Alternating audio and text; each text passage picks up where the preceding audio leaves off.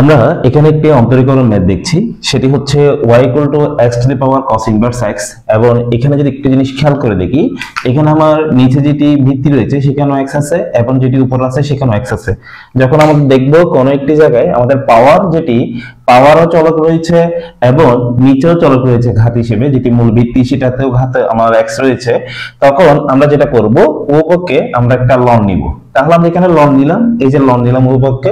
Loan নিলে কি হয় আমরা একটু সূত্রটা দেখি, যে লন নিলে যেটা হয় পাওয়ারটা সামনে চলে আসে, আমরা এগুলো 19 দেখছিলাম। তো দেখো আমি এখানে যেটা করছি, এই যে এখানে লন দেওয়ার কারণে এই cos ইনভার্স x টাকে সামনে নিয়ে চলে আসছি, আর এখানে লন y সেম ভাবে থেকে গেছে। তাহলে আমরা এখানে যেটা করলাম, প্রথমে এই কাজটা করে নিলাম। আমাদেরকে তারা বলতেছে ddx ও y বের করতে, তো আমরা এটা করার চেষ্টা করে দেখি। দেখো আমরা এরপর যেটা করব সেটা হচ্ছে আমরা উভয়পক্ষে ddx এটা নিচ্ছি, অপারেটরটা নিচ্ছি ddx এখানে ln y, ঠিক সেম ভাবে আমরা এখানেও এই ddx এটা নিচ্ছি। এখানে যেটা করতেছি এই যে cos ইনভার্স x আর ln x এটা লিখে দিলাম, cos ইনভার্স x আর ln x এটা লিখলাম। লেখার পর একটু খেয়াল করে দেখি, আমাদের দেখো আবার এখানে সূত্র লাগবে। সেখানে যদি একটু দেখি ddx আর ln x সমান হচ্ছে 1/x। আমাদের ddx এর এখানে আছে হচ্ছে ln y, তাহলে ln y যেহেতু আছে তাহলে আমাকে যেটা করতে হবে সেটা হচ্ছে দেখো আমাকে ln এটাকে মনে মনে x ভাবতে হবে। কোনটাকে? এই y টাকে আমাকে x মনে করতে হবে। তো আমি এটাকে x মনে করলাম। যদি x মনে করি তাহলে কি করতে হবে দেখো, আমাকে এই y টাকে প্রথমে x যদি মনে করি তাহলে ln x এর সূত্র অনুসারে হচ্ছে 1/x, তাহলে লিখবো 1/y।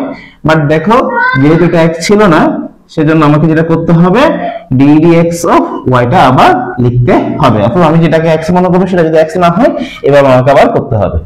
এরপর অংশটা একটু খেয়াল করে দেখো, এখানে আমার দুইটা পার্ট আছে। দেখো এখানে cos ইনভার্স x এর সাথে ln x এর গুণ।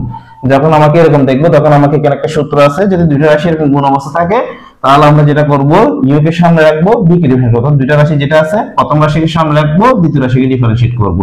আবার দ্বিতীয় রাশিকে সামনে রাখবো, প্রথম রাশিকে ডিফারেন্সিয়েট করব।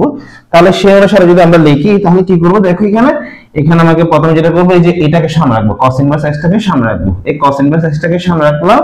এরপর করব কি ddx ও পরেরটা লিখবো, পরেরটা মানে হচ্ছে দ্বিতীয় রাশিটা, এই যে ln x এটা পরে লিখলাম।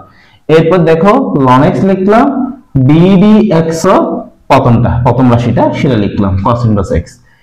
এখন আমাদের এখানে কি হবে দেখো, আমাদের এখানে যদি একটু খেয়াল করে দেখি সেটি হচ্ছে আমাদের আবার এখানে কিছু সূত্র আছে, যে ln x এর সূত্র হচ্ছে 1/x।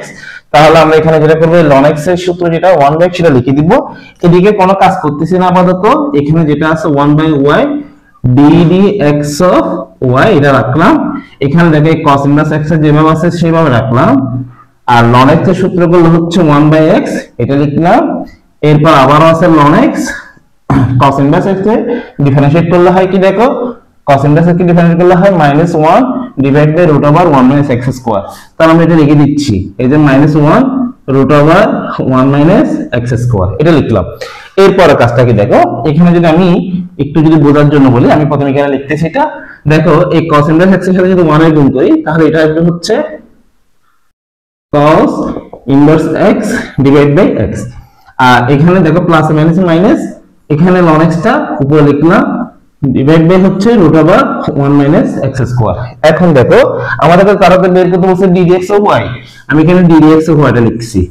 তো এখানে আমার কি বাকি আছে, একটা y আছে না, সেই y টাকে আমি এই পাশে গুণ করে দিলাম। এখন এই y টার ভ্যালু কত, আবার y টা হচ্ছে y সমান হচ্ছে x to the power cos inverse x।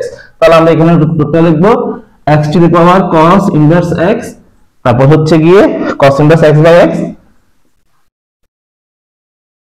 Minus ln x divide by x। এটা হচ্ছে আমাদের এই অঙ্কটার आंसर। যদি তোমরা পারো আশা করি আরো দ্রুত করতে পারবা, তোমরা সূত্রগুলো এভাবে করতে করতে শিখবা। আশা করি তোমরা অঙ্কটা বুঝতে পারছো। ধন্যবাদ সবাইকে।